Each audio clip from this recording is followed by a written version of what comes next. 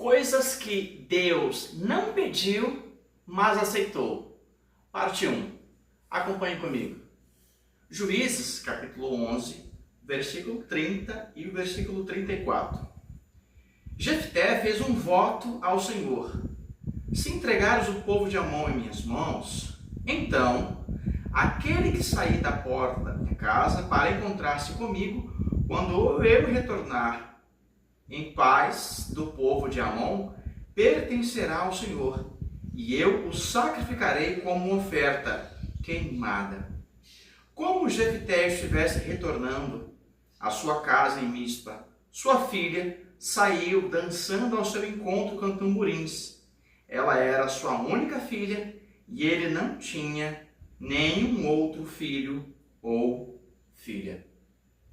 Esse texto aqui, eu quero deixar bem claro que é um texto histórico, dentro de um conceito histórico. Isto aqui não pode ser interpretado como doutrina, como uma teologia a ser aplicada. Pelo contrário, isto aqui é apenas uma história dentro de uma era patriarcal, onde esses tipos de movimentos eram completamente aceitáveis, tanto que Deus prova isso em Abraão, quando pede Isaac como oferta, mas Deus não aceita. Deus fala para ele: olha, eu não quero que você faça isso, e impede Abraão de fazer, porque ali se aplica uma teologia chamada teologia da substituição.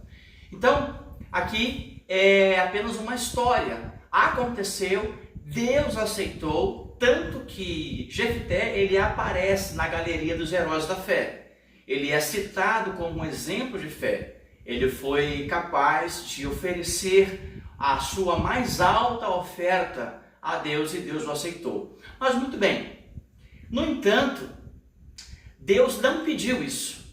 Deus não disse para Jefté: se você me der uma oferta, se você fizer isto para mim, se você sacrificar alguém em holocausto para mim, eu te darei vitória. Não. Isso foi algo completamente pessoal, algo intrínseco na vida de Jefté. Ele desejou fazer isso. Ele quis fazer isso. Deus simplesmente aceitou. As razões, nós não sabemos. Era uma época em que isso era comum, era normal isso acontecer. Hoje, absolutamente é impossível, é inaceitável, porque Jesus já se ofereceu em nosso lugar. Mas a mensagem que eu quero tirar dentro desse texto é: existem coisas que nós fazemos que Deus não nos pede, mas Ele aceita. Quando entende o desejo do nosso coração, quando entende a intenção do nosso coração, quando ele enxerga uma pureza dentro de nós, uma pureza de propósito. E isto não pode se transformar em doutrinas, isso não pode se transformar em teologias, isso não pode se transformar em regras para outros, porque foi uma decisão pessoal. Jefté fez isso de modo pessoal, ele quis fazer. Ele quis agradar a Deus dentro dessa perspectiva e Deus simplesmente aceitou. Por exemplo, eu conheço lugares que um determinado líder, Deus tocou na vida dele, ou ele sentiu no coração o desejo de ofertar o seu veículo.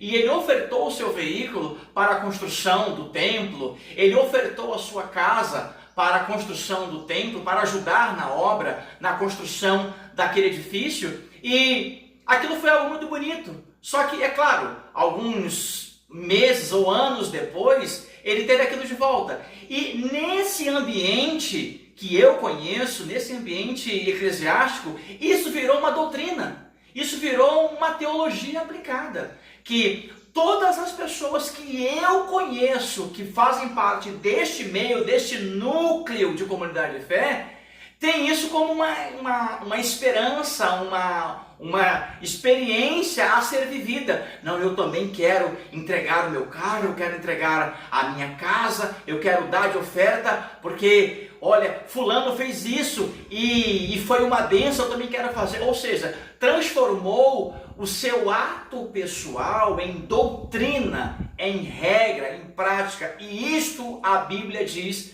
que não pode.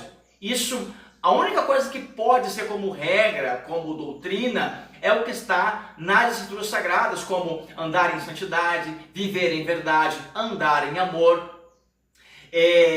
se carregar a carga um dos outros. Isso são regras, são práticas. Agora, esta oferta pessoal, essa medida pessoal de agradar a Deus, isso é completamente intrínseco, isso é de cada pessoa. Então, que na história de Jefté nós venhamos entender que existem atitudes nossas que Deus não vai pedir, mas dependendo do nosso coração, das nossas intenções, Ele irá aceitar. Afinal de contas, em Romanos nós lemos que a fé que tenhas para ti mesmo. Então, o que nós fazemos como ato de fé diante de Deus é entre nós e entre Deus. Não tem a ver com os outros e não pode ser imposto aos outros as nossas experiências pessoais. Desejo que Deus tenha abençoado a sua vida com esta palavra, que tenha clareado a sua mente e entenda, se você sente uma necessidade, um desejo de fazer algo para Deus, faça. Mas se você está fazendo porque outros já fizeram, não faça, porque isso é imitação. E Deus não aceita imitações. Deus nos fez como indivíduos, pessoas únicas, para vivermos experiências próprias com Ele, através de Jesus Cristo. Um forte abraço e um beijo no seu coração. Fique com Jesus.